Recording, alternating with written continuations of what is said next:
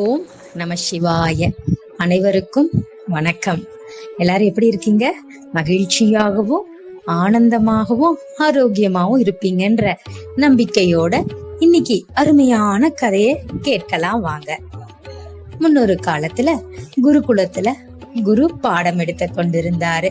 வழக்கம் போல பாடம் முடிந்ததுக்கு அப்புறம் சிஷ்யர்கள்லாம் அவங்களுக்கு ஏற்பட்ட சந்தேகங்களை குரு கிட்ட கேட்டுட்டு இருந்தாங்க. அப்ப அதுல ஒரு சீடன் கேட்டான், குருவே, உலகத்திலேயே மிக கொடிய ஆயுதம் எது அப்படின்னு கேட்டான். உடனே குரு சொன்னாரு, ஆமாப்பா, சரியான கேள்வி.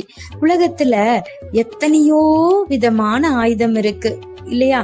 அது கண்ணுக்கு தெரிந்த ஆயுதமா இருக்கலாம், கண்ணுக்கு தெரியாத ஆயுதமாவும் இருக்கலாம். உடனே சீடன் கேக்குறான், குருவே, கண்ணுக்கு தெரிந்ததான ஆயுதம்ன்றது, அது என்ன கண்ணுக்கு தெரியாத ஆயுதம் அப்படின்னு. அதுக்கு குரு அந்த ஆயுதத்தை பத்தி சொல்ல ஆரம்பிக்கிறாரு. இந்த ஆயுதத்தை நீ சரியான முறையில கையாளல அப்படின்னா அது உனக்கே பாதகமா அமையும்.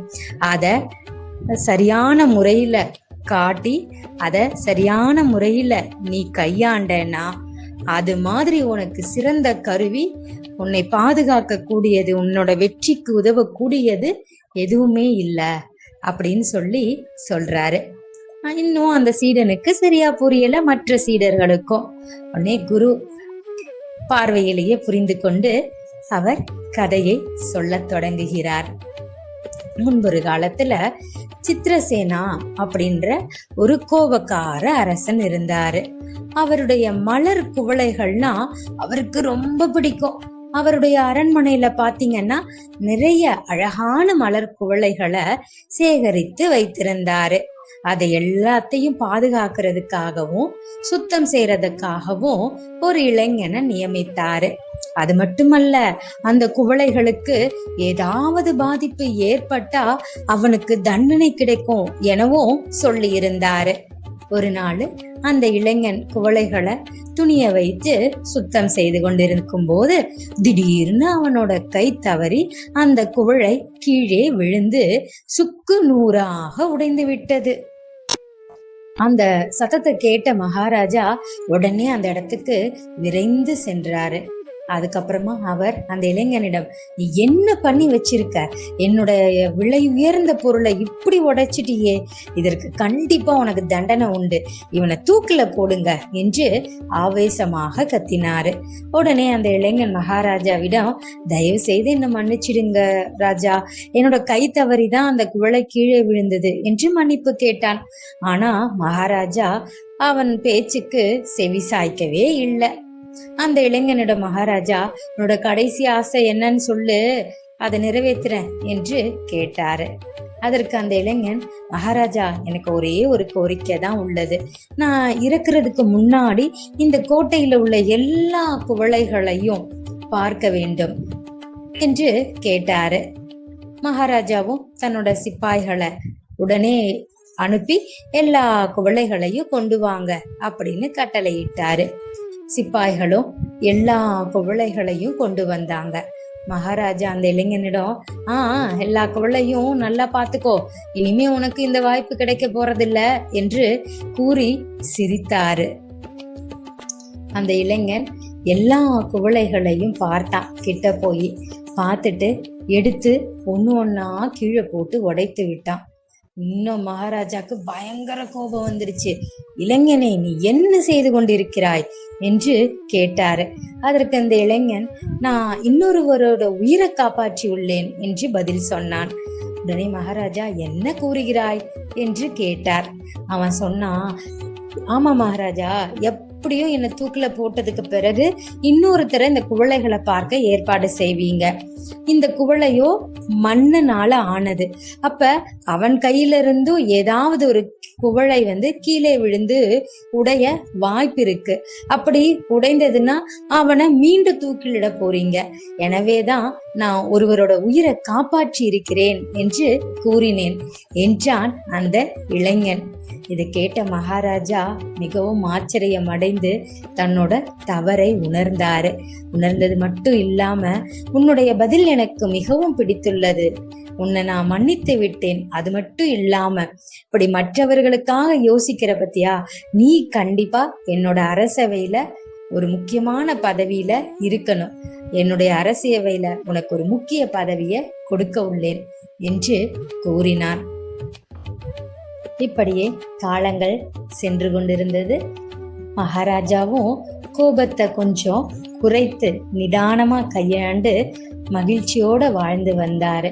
எப்படி மலர் குவளைகளை அவர் அன்பா வளர்த்தாரோ அதே மாதிரி ஒரு பருந்தையும் அவர் அன்பா வளர்த்து கொண்டிருந்தாரு. ஒரு நாள் அவரும் அவரோட காவலாளிகளும் வேட்டையாடுவதற்காக சென்றாங்க. அவருக்கு தன்னோட வேட்டையாடுறதுக்கு வந்திருக்க கூடிய அந்த காவலர்களோட அம்புகளை விட தன்னோட பருந்து ரொம்ப பிடிக்கும். ஏன்னா அந்த பருந்து மற்ற எல்லா அம்புகளை விட, மற்ற எல்லா காவலாளிகளை விட மிக மிக சிறந்தது. ஏன் அப்படின்னா அது வானத்துல பறந்து சென்று போகும்போது ஒரு மனிதனால பார்க்க முடியாத எல்லாத்தையும் அதால பார்க்க முடியும். அதனால அவருக்கு மிக மிக பிடித்தமான ஒரு தோழன்னா அது அந்த பருந்து தான். இப்படி மிகவும் அன்போட அவர் வளர்த்து கொண்டு வந்து அந்த ராஜா. இப்படி அவங்க வேட்டையாடுறதுக்காக முழு முயற்சியில உற்சாகமா இறங்குறாங்க. பலவித முயற்சிகளை செய்யறாங்க. இருந்தாலும் அந்த வேட்டையாடுறதுல ஒண்ணு கூட அவங்களுக்கு கிடைக்கல. அதனால பயங்கர ஏமாற்றம் அவங்களுக்கும் நம்ம ராஜாக்கும். நேரம் அதிகமாயிட்டனால எல்லாரும் அந்த முகாமுக்கு திரும்புறாங்க.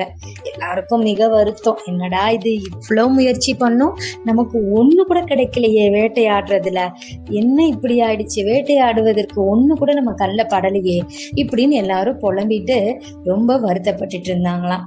அப்ப அந்த ராஜாக்கு வருத்தத்தோட சேர்ந்து பயங்கர விரக்தி ஆயிடுச்சான். அது எப்படி நமக்கு இப்படி கிடைக்காம போச்சு அப்படின்னு சொல்லி அவருக்கு மனதுக்குள்ள ஒரு பல கேள்விகள் உதிக்க ஆரம்பிச்சிருச்சு. அதனால அவரு அந்த பறவையோட திருப்பி காட்டுக்குள்ள போறாரு. ஏன்னா நம்ம இப்போ பயங்கர விரக்தியில இருக்கோம். இப்ப நம்ம காவலாளிகளை கூட்டிட்டு போனோம்னா அப்ப அது சரியா வராது. நம்ம பேச்சுக்கள் மாறலாம், நம்மளோட நடவடிக்கைகள் மாறும்போது அது அவங்கள காயப்படுத்தலாம். அதனால நம்ம மட்டும் தனியா போலான்னு தன்னோட நெருங்கிய செல்ல தோழனான பருந்தை எடுத்துட்டு போறாரு. உள்ள காட்டுக்குள்ள ரொம்ப நேரம் நடக்க ஆரம்பிச்சிட்டாரு. இப்படி அவர் நடந்து போனதுனால நேரம் அதிகமாயிடுச்சு. அதனால காட்டிலேயே அவர் தங்கினாரு. இதனால அவருக்கு பயங்கர சோர்வாகவும் தாகமாகவும் இருந்தது. அது கோடைக்காலம், எல்லா ஓடைகளும் வறண்டு போயிருந்தது. அங்கே அவருக்கு குடிக்க எதுவுமே கிடைக்கல. அப்படியே கொஞ்ச தூரம் கண்களை அப்படியே பார்த்துக்கிட்டு இருந்தாரு. கண்களை அங்க இங்கேயும் அலைப்பாய விட்டாரு. அப்ப அவருக்கு ஆச்சரியப்படும் விதமாக அவருக்கு முன்னாடி பாறைகள்ல இருந்து தண்ணீர் வடிகிறத அவர் பார்த்துக்கிட்டு இருந்தாரு. அதை பார்த்த உடனே அவருக்கு அவ்வளவு மகிழ்ச்சி. அதனால தான் கையில இருந்த பருந்த தள்ளி வச்சுட்டு, அதாவது கீழே இறக்கி விட்டுட்டு, எப்போது தன்னுடன் எடுத்து செல்லக்கூடிய ஒரு வெள்ளி கோப்பையை எடுத்தாரு. அதுக்கப்புறமா மெதுவா அந்த கோப்பையில தண்ணீரை நிரப்பினாரு. அவர் அத உதடுகளுக்கு உயர்த்த தொடங்கியவுடன், அதாவது அந்த உதடுகளுக்கு மேல அண்ணாந்து இப்படி குடிக்கலான்னு போகும்போது அந்த பருந்து என்ன பண்ணுது, பறந்து சென்று அவரோட கையில இருந்த அந்த கோப்பைய பறித்து தரையில விழச் செய்யறது. அது பெரிய பள்ளத்துல போய் விழுந்துருது அந்த வெள்ளி கோப்பை. அவருக்கு ஒண்ணுமே புரியல அந்த ராஜாக்கு. அவருக்கா பயங்கர தாகம். இருந்தாலும் பருந்தோட இந்த செயல்ல அவருக்கு கோவத்தை ஏற்படுத்தினால, பயங்கர தண்ணி தாகம் கிடைக்கிறதே அரிது கோடை காலத்துல. அப்படி கிடைச்ச அந்த தண்ணிய இந்த பருந்து இப்படி தள்ளி விட்டுருச்சேன்னு அவருக்கு கோபம் வந்தாலும், பருந்து தான் அவருக்கு மிக பிடித்த பறவையாச்சே.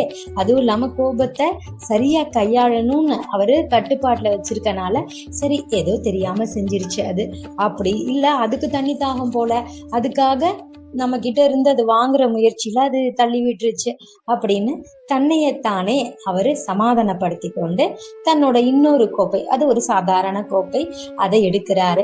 எடுத்து நல்லா அந்த தண்ணியிலேயே சுத்தம் செய்துட்டு திருப்பி தண்ணீரை பாதி அளவுக்கு தண்ணீர் பிடிச்சு எடுக்கிறாரு. எடுத்து திருப்பியும் குடிக்கலான்னு போகும்போது பருந்து மீண்டும் அவ அந்த கோப்பைய தாக்கி தண்ணீரை கீழே கொட்டுச்சு. இத பார்த்த உடனே அவருக்கு இன்னும் கோபம் வருது. ஆனா தன்னோட பறவைய மிகவும் நேசித்தாரு. இதனாலயும் சரி நம்ம எந்த சூழ்நிலையிலையும் நம்ம கோவப்படக்கூடாதுன்னு திருப்பி 3வது முறையாவும் எடுக்கிறாரு. அதே மாதிரி அந்த பருந்து தட்டி விடுது. அடடா, இப்படி நம்ம பொறுமையா இருந்தோம்னா இதை யாராவது பார்த்தா என்ன நினைப்பாங்க? என்ன இவரு இவ்வளவு பெரிய நாட்டுக்கு ராஜா, ஒரு பறவை, அதுவும் அவரோட செல்ல பிராணி, அப்படியாப்பட்ட ஒரு பறவையவே அவரால கட்டுப்படுத்த முடியலன்னா இவர் எப்படி மக்களுக்கு நல்லது செய்வாரு? எப்படி மக்களுக்கு ஆபத்து விளைவிக்க கூடிய மற்றவர்களை இவர் எப்படி கட்டுப்படுத்துவாருன்னு நினைப்பாங்களே. அதனால நம்ம இந்த விஷயத்த சும்மா விடக்கூடாது. என்னதான் நம்ம நேசிக்கிற ஒருத்தரா இருந்தாலும் தவறு செய்தால் நம்ம தண்டனை கொடுக்கணும், கட்டுப்படுத்த தெரியணும் நமக்கு. அதுதானே சிறந்த மகாராஜான்னு அவருக்குள்ளேயே சொல்லிட்டு திருப்பி தண்ணி பிடிக்க முயற்சி பண்றாரு. அப்ப தன்னோட கையில ஒரு பெரிய வாளை வச்சிருக்காரு. அப்ப வாளை வச்சுட்டு தண்ணி பிடிக்கிறாரு. சரியா அந்த பறவையும் தட்டி விட வரும்போது அந்த வாளினால பறவையோட நெஞ்சில குத்துறாரு. பறவை அந்த இடத்திலேயே உயிர் விட்டது. இதற்கப்புறம் தண்ணீர் திருப்பி பிடிக்கலான்னு போகிறாரு. போனா தண்ணீர் நூல் மாதிரி தான் வந்தது, ஏற்கனவே அந்த வறண்டு போயிருந்தனால. அப்ப அந்த தண்ணீர் வர்றது சுத்தமா நின்றுச்சு. அதுக்கப்புறம் என்ன பண்றாரு, ராஜா மெதுவா ஏறுறாரு. அந்த தடம் இருக்கும் இல்லையா, தண்ணீர் தடம், அதை நோக்கி அப்படியே பயணிக்கும் போது அங்க பார்த்தா ஒரு அழகான குளம் இருந்தது. அந்த குளத்தை பார்த்துட்டு அதுக்கு நடுவுல இருந்த அந்த மிகவும் விஷமுள்ள பாம்பு இறந்து கிடந்ததையும் பார்த்து அவரு மனதுல மிகவும் அதிர்ச்சி அடைந்தாரு. அந்த நேரத்துலதான் அந்த தண்ணீரை மட்டும் நம்ம குடிச்சிருந்தோம்னா இந்நேரம் நம்மளும் இறந்திருப்போம் என்பதை உணர்ந்தாரு.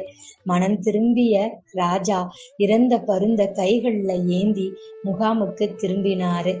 ஏன்னா அந்த பருந்து இவரை தடுக்கல அப்படின்னா இவர் குடிச்சிருப்பாரு. இந்த பாம்பினோட விஷத்தை இவர் குடிச்சா இவர் இறந்துருவாருன்னு தெரிஞ்சுதான் அந்த பருந்து ஒரு முறையும் இவரை குடிக்க விடாம தடுத்து கொண்டே இருந்தது. இந்த சம்பவத்துல இருந்து கற்றுக்கொண்ட பாடத்தை எப்பயுமே நினைவுல வைத்து கொள்ளணும்னு அவர் தங்கப்பறவை சிலையை செய்ய உத்தரவிட்டாரு. அந்த சிலையோட ஒரு இறக்கையில அவர் ஒரு விஷயத்த பொறித்தறிந்தார். ஒரு நண்பர் உங்களுக்கு பிடிக்காத ஒன்று செய்தாலும் அவர் தொடர்ந்து உங்கள் நண்பராகவே இருப்பாரு. மறுபக்கத்துல கோபத்துல செய்யப்படும் எந்த ஒரு செயலும் தோல்விக்கு விதிக்கப்பட்ட செயலாகும் அப்படின்னு சொல்லி கதையை முடிக்கிறாரு குரு. உண்மைதானங்க. எந்த ஒரு விஷயத்தையும் நம்ம கோபத்துல எடுக்கிறோம், ஒரு முடிவை எடுக்கிறோம், இல்ல எந்த விஷயத்தையும் நம்ம கோபத்தோட கையாண்டோம்னா அதுக்கான தீர்வு, அதுக்கான முடிவு பாத்தீங்கன்னா கண்டிப்பா தோல்வி, மனதுக்கு வருத்தம், இழப்புகள் இதுதான் வரும். அதனால நம்ம குரு சொன்ன மாதிரி கோபத்தை சரியான முறையில கையாண்டு வாழ்வில் இன்பமுடனும் மகிழ்ச்சியுடனும் நட்புடனும் வாழ்வோம். ஓம் நம சிவாய. நன்றி.